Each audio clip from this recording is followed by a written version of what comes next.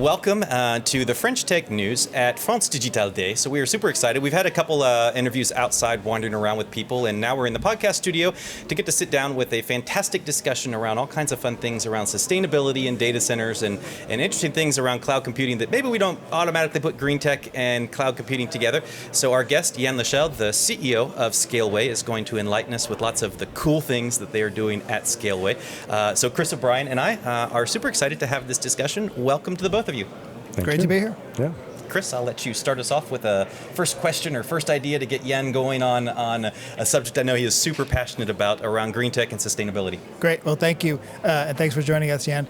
I mean, not only do we not associate those two things, often it's the inverse, that we're terrified that the growth of data centers is going to destroy the planet.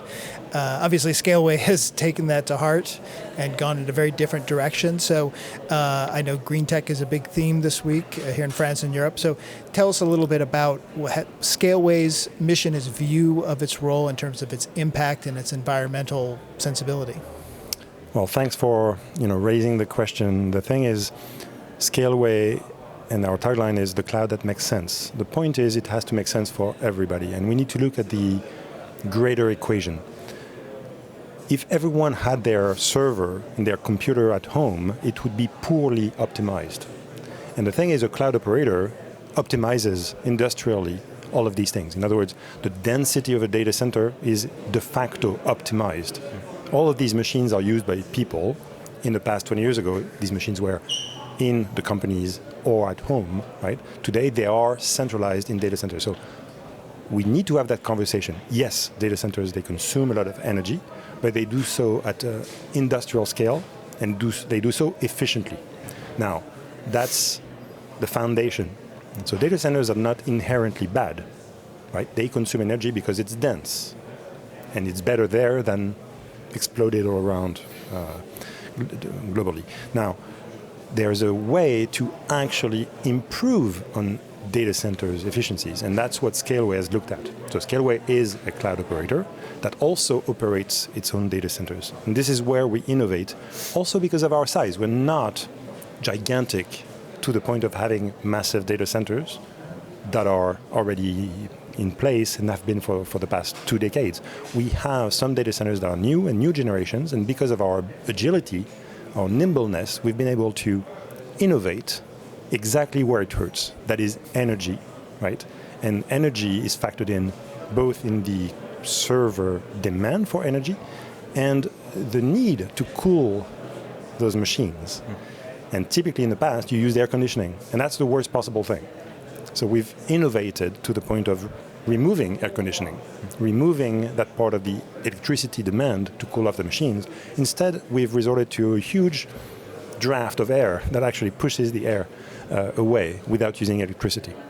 There was the open house this weekend of DC5, which was super fun to get to go see how that works, and also so many people that showed up to visit the data center, which I thought was pretty neat. And so in France, this Journée de Patrimoine, where we're looking at, a lot of times it's architecture or older monuments, but also the industrial kind of tissue of a country and how that matters. And so it was interesting to get to go see this. And if you've ever visited a data center, you're used to seeing cooling towers and lots of air conditioning, and you have none of that at DC5, which is super cool. And the thing I thought was fascinating is not only are you energy efficient on the electrical side because there's no air conditioning, you actually, using a water vapor system to cool the air, still use less water than an air conditioning system. Is Absolutely. that true? That's right? That is true. Although, do not say water vapor, because there's no vapor. The point is, the adiabatic cooling system that we use has been around for 3,000 years, by the way, invented by the Egyptians to cool off food in pottery. Okay. Basically, adiabatic cooling uses water to wet a membrane, and that membrane will be in between the airflow, dropping the temperature through evaporation. So the air is actually very controlled in terms of humidity. There's no change. But the design of the data center and our bet, because this was a bet, everybody thought we were crazy 3 years back. But this thing actually operated 12 seasons, 2 heat waves, and performs better than any other data center at scale. It's a 22 megawatts beast, that data center. So we've industrialized a process that has been around for thousands of years. So we can begin to look at, I know that there's predictions that just in Europe that the cloud computing usage is going to scale by several big factors, and we can look at potentially doing that in a way that is green and sustainable, especially in the context. I thought that was very interesting how you said that, if we were to look at this in a non-cloud computing or non-data center situation, we'd actually use a lot more energy, because I get lots of questions about Bitcoin and crypto in general, about the electrical consumption of mining and transaction validation. But the reality is the ATMs of the banks and the servers in their basements use a whole lot more energy still. I mean, it's not to say that Bitcoin and other stuff, that is an important discussion, but there's a lot of legacy stuff out there that's just burning electricity because it's unoptimized and terribly inefficient. Actually, we're not configured to show a graph, but the graph is pretty simple to comprehend. The amount of computing power or computing at scale that we use in our age and time is increasing somewhat exponentially. And yet, data center consumption remains at a flat 1%. Okay. So we are optimized in so many ways, right? Just look at microprocessors. Microprocessors pack a lot more computing power for the same amount of energy. So we use new generations of chips that pack more computing in the same amount of energy. And our adiabatic cooling uses 40% less energy, right? So that's also part of the chain. In the future, you can use AI to optimize workloads. And clients themselves, they use elastic computing, which is why cloud computing is the future, because it's elastic. So when a client uses a lot of computing power, actually compensates for someone who doesn't need it during the night, and vice versa. So all these optimizations factor in. The main question we need to have is whether we think the future is digital or not. If the future is not digital, then we're talking about a regression from that standpoint. I don't think that's our future. I think we're going forward with digital in a way that should be plainly comprehended. Right? What are the factors? What are data centers? Actually, people tend to forget. This phone here doesn't work without a data center behind it. So once people realize that, then you get into the real discussion, right? What is it used for? What's the purpose? How is it optimized? Let's talk about water. There's not, discussion does not stop at energy. We need to talk about the water consumption, because water is scarce in this planet. So let's have the real discussions. And that's what Scaleway is trying to do is, we are a cloud operator. That's what we are. That's who we are. Let's talk about the things that concern people, because we live in a world where people are concerned. Then, obviously as consumers, that's great. We want all companies to be thinking with that kind of global perspective in terms of their impact. Practically for Scaleway, what does that mean in terms of the business? Is it about, you save money? Is it branding that people want to associate with you because they feel like they're going with a provider that fits their values? Or tell me a little bit about what that means for your business model. So it's a very important question, because it's easy to fall on the greenwashing side of things, right? And some entities might feel compelled to have a short-term approach to talking about the green economy. At Scaleway, let me be very clear. And I say we because it was before I joined Scaleway, but Arnaud de Birmingham, the founder at Scaleway, and the team, they built DC5 and optimized the cooling, not because they have a green thumb, because it was to save on energy. It's the biggest bill that we pay on a monthly basis. I pay the bill. It's expensive, right? So cutting on cost is actually the best way. The most optimized energy consumption is the one you don't use. So we're looking at that. So we're doing this because it makes sense. It makes business sense. And in our DNA, which is linked to Iliad, which is linked to Xavier Niel, in our DNA in the company, and I'm fully bind with that view, is that we want to make sure that consumers also gain from those optimizations, be it in a form of a price reduction, or actually a self-fulfilling legacy in what we build. Well, I think it's great to see that it's not just a way to save money, or actually also data centers that are potentially ignoring it because it's complicated or how they address it. But for you to address it, it's also because it is the right thing to do. But that we can do that for a reason that is also great financial sense, and that's good business. Yeah. And It's actually it can be the same thing. Good business long term. In other words, people are not stupid. They know when someone is actually twisting the truth or make it seem like it's a better situation than it is. No, data centers consume energy. Yeah, let's talk about that. How much energy?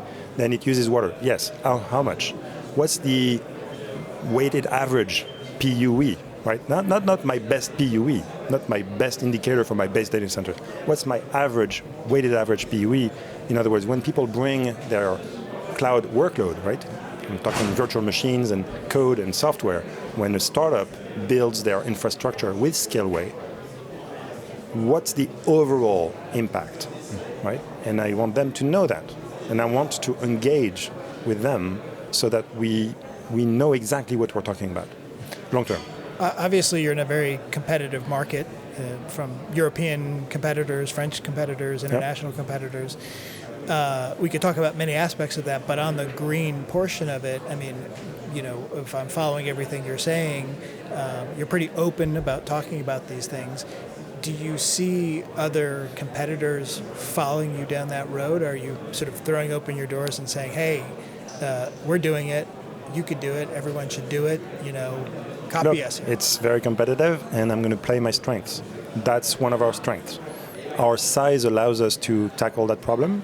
I know some, I don't have to name them, but in the US, you have large cloud operators that have been very good at educating the market on certain aspects of green, the PUE, for instance.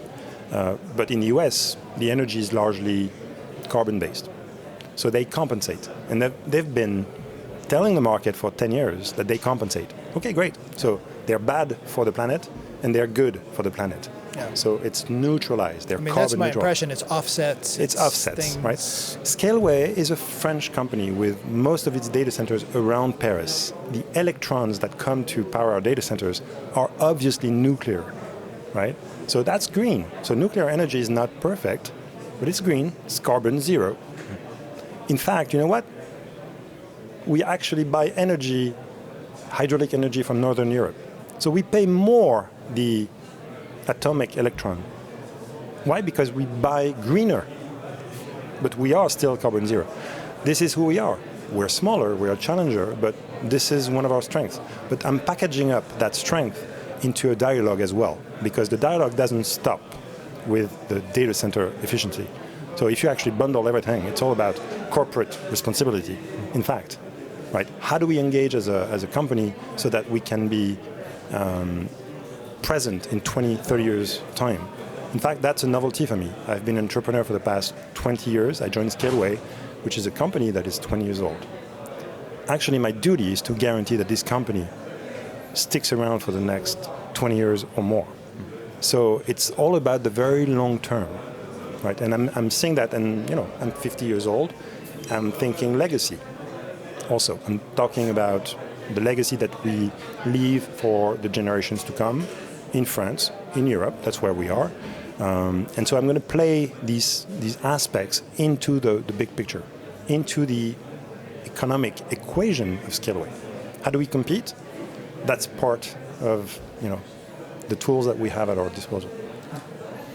Well, great to get to have you for a short discussion, but a very interesting one about the sustainability side of these things. If there are startups or entrepreneurs that are interested in how Scaleway can fit into that idea, especially at Sustainable Development Week, it's also this month for the startup program that Scaleway has. It's Greentech month. Yep. So if companies are looking to work with a cloud computing infrastructure company, especially startups, that they can check out the Scaleway website and learn more about how to get in touch and work with you by building up their infrastructure to build their companies while leveraging something that is good for the planet. Great. Thank you so much, Yann.